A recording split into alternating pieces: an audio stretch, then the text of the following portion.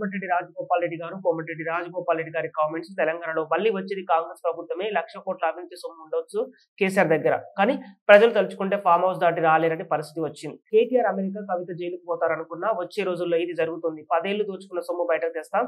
500 కోట్ల రూపాయలు లేని బీఆర్ఎస్ నాయకులు 500 కోట్లు సంపాదించారు. మునుగోడులో నన్ను ఓడించేందుకు కుట్ర చేశాడు ఎర్రబెల్లి దయాకర్ రావు. ఎర్రబెల్లికి రిటర్న్ గిఫ్ట్ గా ఇస్తా దయాకర్ రావు ఖబర్దార్ రిటైర్ అయిపో వెళ్ళిపో. గత పాలకులు ప్రతి ఒక్కరిని మోసం చేసింది. నా నిరుద్యోగ తమ్ముళ్ళని మోసం చేసింది, రైతులను మోసం చేసింది, ప్రతి వారిని మోసం చేసింది. 10 ఏళ్ల పాటు వారు తీసుకున్న అనాలోచిత నిర్ణయం వల్ల మొత్తం రాష్ట్రం ఆగమాగమై వ్యవస్థలని కుప్పకూలి ఆర్థిక సంక్షోభంలో మొత్తం ఆగమైపోయింది తెలంగాణ రాష్ట్రం. ఇప్పుడు వచ్చింది ప్రభుత్వం, పేదల ప్రభుత్వం, పేదల రాజ్యం అయిపోయింది. నా నిన్న మన ఫోటోలు ఎక్కడ ఏదో మీటింగ్ లో బీఆర్ఎస్ పార్టీ మీటింగ్ లో కనబడుతుంది. ఆయన ఇంకెక్కడ బీఆర్ఎస్ ఎప్పుడైతే తెలంగాణ పదవి తీసేసి భారత రాష్ట్ర సమితి అని పేరు పెట్టిందో ఆ రోజే కథ అయిపోయింది పని. అదే బీఆర్ఎస్ పార్టీ ఉండదా? తెలంగాణ ఉండనిస్తావా? రాబోయేది వచ్చేది కూడా పేదల రాజ్యం, పేదల ప్రభుత్వం, కాంగ్రెస్ ప్రభుత్వమే వస్తుంది తప్పకుండా. తెలంగాణ ఇచ్చింది కాంగ్రెస్ పార్టీ. మీరు ఎవరికి భయపడాల్సిన అవసరం లేదు. ఈ పాలకుర్తిలో అరాచకం, దౌర్జన్యం మొత్తం పోయినట్టే ఒక ప్రజా పాలన మీ ముందుకు రాబోతుంది. ఒక శాంతియుత వాతావరణంలో ఎవరికైనా అన్యాయం జరగకుండా చూసుకునే బాధ్యత ఈ కాంగ్రెస్ పార్టీది, ఇక్కడ ఉన్న శాసనసభ్యులది. మేమందరం ఒక జట్టులాగా మీ అందరికి తోడుంటాం, అండగా ఉంటాం. భయపడాల్సిన అవసరం లేదు. ఇప్పటి కూడా వాళ్ళు పేర్లు చెప్పుకొని ఎవరో కొందరు బెదిరిస్తున్నట.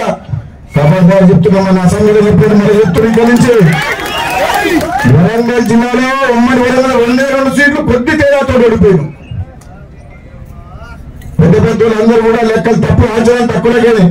మీ దగ్గర 1000 కోట్లు ఉన్నాయి కాక 1,00,000 కోట్లు అవినీతి సొమ్ము ఉండొచ్చు కేసీఆర్ దగ్గర. ఇది ప్రజలు అనుకుంటే నేను ఏం చేసిందో ఎక్కడ తీసుకుపోయి చూసింది. నేనేమో పాములుగా పోయి రిటైర్ అవుతాను అనుకున్నా కానీ కాదు నిలబడ్డాడు. నేను రిటైర్ అవుతుండొచ్చు, కేటీఆర్ అమలుగా పోతుండొచ్చు, కవిత ఇంకోటి ఉంటే జైలు పోతానని నేను అనుకున్నాను. ఇక పోయే టైం వస్తే అది కూడా తప్పదు. దోసుకున్న సొమ్మంతా కక్కే ఎలా ఉంటా 10 ఏళ్ల పాటు అధికారం ఎంత పెట్టుకొని దోసుకున్న సొమ్మంతా మనం ప్రజలకు చెందేటట్టు అవినీతిని బయటికి తీసుకొస్తాం. కాళేశ్వరం ప్రాజెక్టు కడతలేమో కూలిపోయింది. మిషన్ భగీరథ నీళ్ళు వస్తలేవు.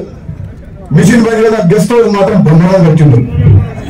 ఆయన ఉంటారు కొన్ని బిల్డింగ్ మిషన్ భగీరథ బయట మా మునుగోలు అయితే వస్తారు. ఏ సపరేట్ ట్యాంకులు లేవు. ఈ మిషన్ భగీరథ మంత్రిగా ఈ దయాకరు ఆయన కమిషన్ల కోసం, కాంట్రాక్టర్ల కోసం, పైపుల కోసం అని చెప్పి దోసుకున్నారు సొమ్ము. ఎన్ని సంపాదించింది తెలుసా? మీ మంత్రి దగ్గర 5 కోట్లు లేనోడు 500 కోట్లు సంపాదించింది. దాన్ని బయటికి తీస్తాం. తీయాలా వద్దా? తీయాలా వద్దా? అవినీతి సొమ్ము, ప్రజా సొమ్ము తీయాలా వద్దా? బరాబర్ తీస్తాం, బరాబర్ తీస్తాం చెప్తున్న దయాకర్ రావు గారు. వాళ్ళు ఓడగొడుతుంది. కొంతమంది మునుగోడు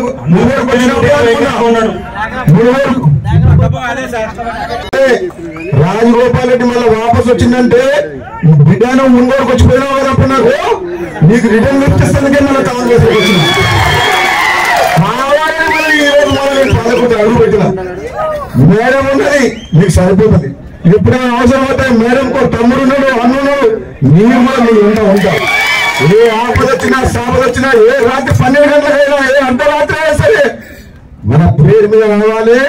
దయాకర్ రావు ఖబర్దార్, నువ్వు రిటైర్ అయితేనే మంచిది. ఎక్కువ తక్కువ మాట్లాడితే మాత్రం మళ్ళీ మాత్రం మంచిగా చేసిన కాడికి చాలు, దోసుకున్న కాడికి చాలు. ఇక నీ ఆపు రాజకీయాలు